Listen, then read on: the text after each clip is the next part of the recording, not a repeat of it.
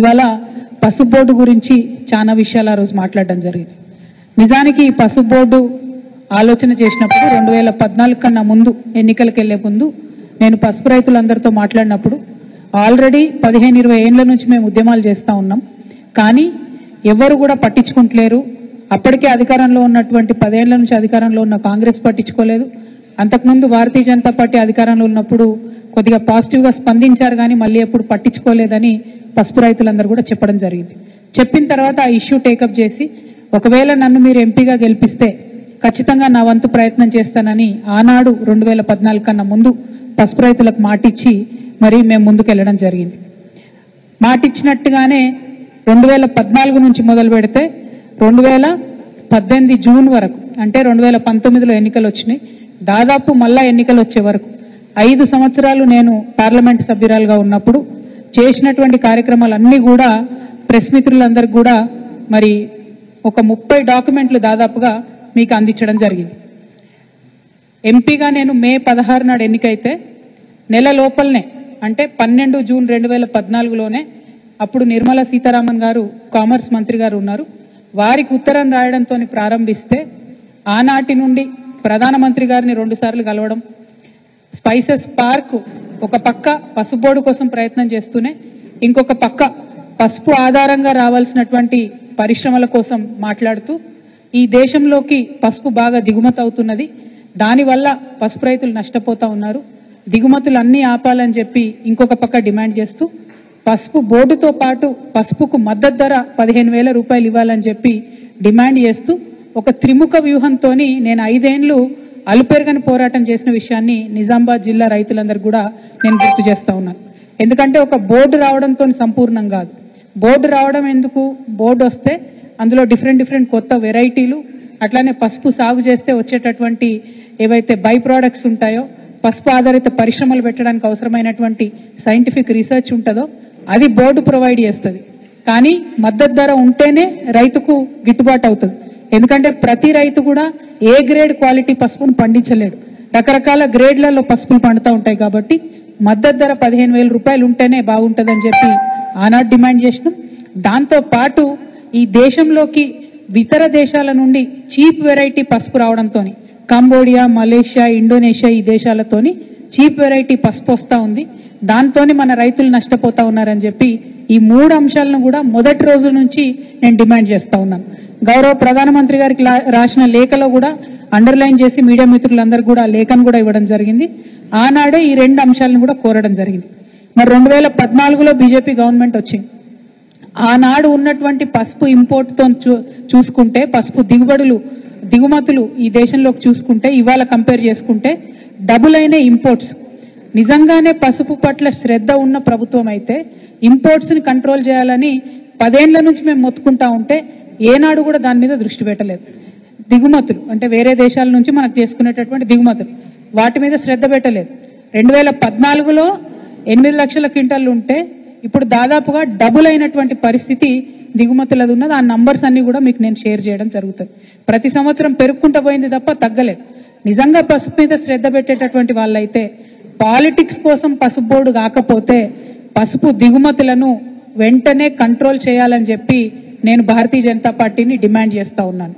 రెండవది, మీరు నిజంగానే పాలిటిక్స్ కోసం ఏదో కంటి తుడుపుగా పసుపు బోర్డు ఏర్పాటు చేసిన వాళ్ళు కాకపోతే పసుపు బోర్డుతో పాటు ఇమీడియట్ గా పసుపుకు మద్దతు ధర 15,000 రూపాయలు ఇవ్వాలని చెప్పి కూడా నేను డిమాండ్ చేస్తా ఉన్నాను. మరి గౌరవ ఎంపీ గారు అనేక మాటలు మాట్లాడింది. ఆయనకు అలవాటే వెకిల్ మాటలు మాట్లాడడం, ఆయనకు అలవాటే బాధ్యత రాహిత్యంగా మాట్లాడడం. కాకపోతే 2014లో మేము ఎప్పుడైతే ఈ పసుపు బోర్డు డిమాండ్ పెట్టినామో అప్పుడు ఈ ఎంపీ గారు రాజకీయాలలో కూడా లేరు. ఆనాడు కాంగ్రెస్ పార్టీలో ఉన్న వారి తండ్రి వెనుక ఉన్నటువంటి బిడ్డగా ఉన్నాడే తప్పితే ఆయన రాజకీయాలలో కూడా లేరు. 2019లో పోటీ చేసినప్పుడు బాండ్ పేపర్ రాసిచ్చి 5 రోజులలో పసుపు బోర్డు తీసుకొస్తామని చెప్పిండ్రు. ఆ తర్వాత ఏం చేసిండ్రు, పసుపు బోర్డు కాదు స్పైసెస్ బోర్డే చాలా బాగుంటుంది అని చెప్పడం జరిగింది. మరి ఈ స్పైసెస్ బోర్డు కూడా ఈ ఎంపీ గారు తీసుకొచ్చిండ్రా? తీసుకురాలే. నేను ఎంపీగా ఉన్నప్పుడు మా ఎమ్మెల్యేలందరం ఒక 5-6 ముఖ్యమంత్రుల దగ్గరికి పోతే, ప్రధానమంత్రి గారిని 2 సార్లు కలిస్తే, అప్పుడున్నటువంటి కామర్స్ మినిస్టర్ నిర్మలా సీతారామన్ గారిని, తర్వాత సురేష్ ప్రభు గారు ఎంటబడితే రీజనల్ పసుపు బోర్డు అనేటటువంటిది మా ప్రభుత్వ హయాంలోనే అన్న మంత్రి గారుగా ఉన్నప్పుడే, మనము ఆనాడు ఆర్టీసీ చైర్మన్ గా బాజిరెడ్డి గారు ఉన్నప్పుడే ఇక్కడ సపరేట్ గా ఒక ప్లేస్ ఇచ్చి, హైడ్రాలజీ డిపార్ట్మెంట్ దగ్గర ఒక ప్లేస్ ఇచ్చి దాంట్లో స్పైసెస్ బోర్డు మనం పెట్టడం జరిగింది. అది కూడా నా గొప్పతనమైన ఇవాళ అరవింద్ గారు మాట్లాడడం నిజంగా హాస్యాస్పదం. ఇంకో మాట ఏమన్నాడు ఆయన, స్పైసెస్ బోర్డు బెంజ్ కార్ లాంటిది, పసుపు బోర్డు అంబాసిడర్ కార్ లాంటిది. ఆనాడు అంబాసిడర్ కార్ కోసం బాండ్ పేపర్ రాసిచ్చిన, కానీ మోడీ గారు నాకు బెంజ్ కార్ ఇచ్చిండు ఆయన. కాబట్టి నిజామాబాద్ జిల్లా ప్రజలందరూ కూడా ఆనందంతో ఉత్సవాలు చేసుకోవాలని ఆనాడు చెప్పారు. మరి అలా పసుపు బోర్డు ఎందుకు ఇచ్చినట్టు? ఒకవేళ ఆల్రెడీ బెంజ్ కార్ ఉంటే మళ్ళీ అంబాసిడర్ కార్ ఎందుకు ఇచ్చినట్టు? అంటే ఈ వైరుధ్యం ఏంది? మీరు మాట్లాడే మాటలలో అన్ని వీడియో రికార్డ్స్ ఉన్నాయి. ఇవాళ రేపు నేను మాట్లాడలే మీరు తొండి అంటున్నారని కూడా లేదు. ఆయన ట్విట్టర్లోనే, ఆయన ఫేస్బుక్లోనే మొత్తం అన్ని వీడియోస్ కూడా ఉన్నాయి. ఏది అరవింద్ గారు వేస్ట్, పసుపు బోర్డు కాలం అయిపోయింది, పసుపు బోర్డు కాలం చెల్లిపోయింది, పసుపు బోర్డుతో అయ్యేది లేదు పోయేది లేదు, కాబట్టే స్పైసెస్ బోర్డు చాలా బాగుందని ఆయన బాకా ఊదిన వీడియోలు అన్నీ కూడా ఉన్నాయి. మరి దాన్ని ఏమంటారు అన్నటువంటిది ఇవాళ బీజేపీ పార్టీ చెప్పాలి. ఎప్పటికప్పుడు ఆనాటి మందమే మాట్లాడి తప్పించుకొని తిరుగుదామంటే ప్రజలు ప్రతి ఒక్క విషయాన్ని గమనిస్తారన్న విషయం రాజకీయాల్లో ఉన్న ప్రతి ఒక్కరం కూడా చూసుకోవాలి. హుందాగా మాట్లాడాలి. మీరు పసుపు బోర్డు తీసుకొచ్చారు, సంతోషం, వెల్కమ్ చేస్తున్నాం. చాలా సంవత్సరాల డిమాండ్, మంచిది, ఇబ్బంది లేదు. కానీ పసుపు బోర్డు ఒక్కటే అంతిమ సొల్యూషన్ కాదు. దీనికి త్రిముఖ వ్యూహం ఉండాలి. ఆ త్రిముఖ వ్యూహంలో ఇంకొకటి, ఖచ్చితంగా పసుపుకు మద్దతు ధర రావాలి.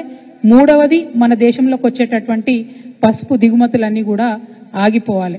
ఇంకొక విషయం, ఇప్పుడున్నటువంటి కాంగ్రెస్ పార్టీ ప్రభుత్వాన్ని కూడా మేము డిమాండ్ చేస్తూ ఉన్నాం. మేము అధికారంలో ఉన్నప్పుడు గౌరవ పెద్దలు కేసీఆర్ గారు పార్లమెంట్లో మేము 2015లో మాట్లాడి, మరి మాకు స్పైసెస్ పార్క్ ఇవ్వండి, పసుపు ఆధారిత పరిశ్రమలకు అవకాశం ఇవ్వండి అంటే ఆనాడు కేంద్రం రాసిన ఉత్తరం ఉంది, మేము డబ్బులు ఇవ్వము, మీరే డబ్బులు పెట్టుకోండి, మీరే ల్యాండ్ ఇవ్వండి, మీరే పరిశ్రమలు తెచ్చుకోండి అని వాళ్ళు చేతులు దులిపేసుకున్నారు.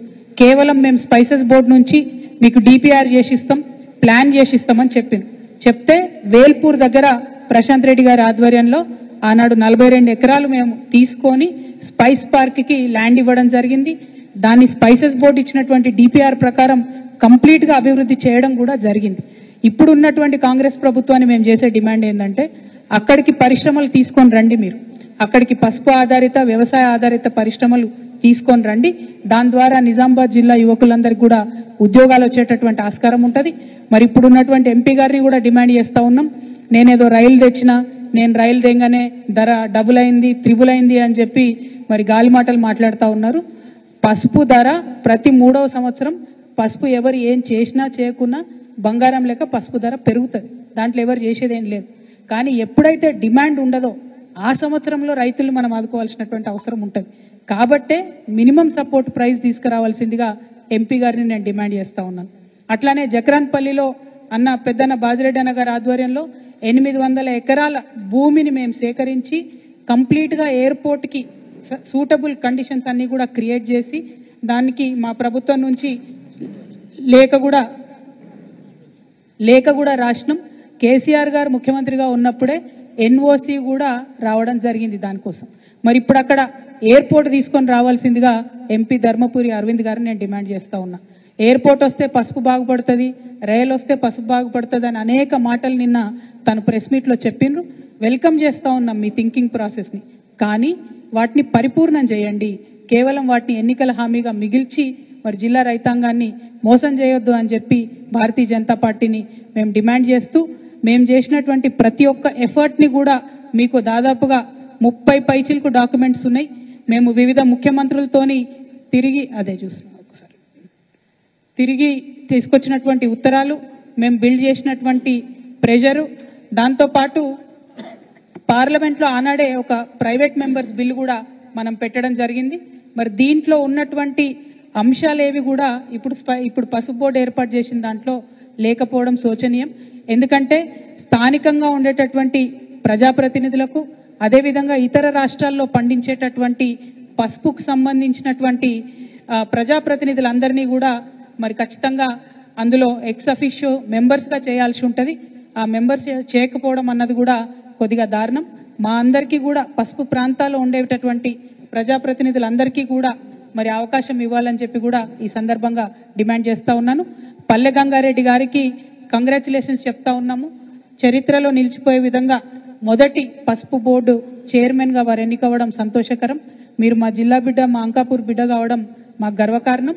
మీరు సమగ్రంగా పసుపు రైతుల అభివృద్ధి కోసం ప్రతిపక్షంలో ఉన్నటువంటి మా వంటి వారందరినీ కూడా కలుపుకొని పోయి పసుపు రైతులకు మేలు జరిగే విధంగా పనిచేయాలని కూడా డిమాండ్ చేస్తూ ఉన్నాం. మరి బాబా రామ్దేవ్ గారు బీజేపీతోని చాలా అనుబంధంగా ఉండేటటువంటి వ్యక్తి. వారి దగ్గరికి మేము హిమాచల్ ప్రదేశ్ కూడా 2 సార్లు వెళ్ళి రిక్వెస్ట్ చేసి వారి CEO బాలకృష్ణ గారిని కూడా నిజామాబాద్కి తీసుకొచ్చి ఇక్కడ పరిశ్రమలు పెట్టమని కోరడం జరిగింది. పెట్టడానికి సుముఖంగా ఉన్నట్టుగానే చెప్పి చివరి నిమిషంలో ఎందుకో వారు మళ్ళీ పెట్టలేకపోయినారు. మరి ఆ విషయాన్ని కూడా పర్సు చేయవలసిందిగా మేము గౌరవ ఎంపీ గారిని కోరుతా ఉన్నాం. రాజకీయాలకు అతీతంగా పాలక ప్రతిపక్షాల అందరం కూడా కలిసి పనిచేస్తేనే పసుపు రైతులు బాగుంటారు. మరి ఆ విషయాన్ని మళ్ళొకసారి గుర్తు చేస్తూ పసుపుకు మద్దతు ధర తీసుకొని రావాలని చెప్పి, ఎయిర్పోర్ట్ని తీసుకొని రావాలని చెప్పి, అట్లానే పసుపు ఇంపోర్ట్స్ని దిగుమతులను తగ్గించి వీలైతే మొత్తానికి బంద్ చేయాలని చెప్పి కూడా ఈ సందర్భంగా డిమాండ్ చేస్తూ అందరి దగ్గర కూడా సెలవు తీసుకుంటున్నాను. Thank you. జై తెలంగాణ.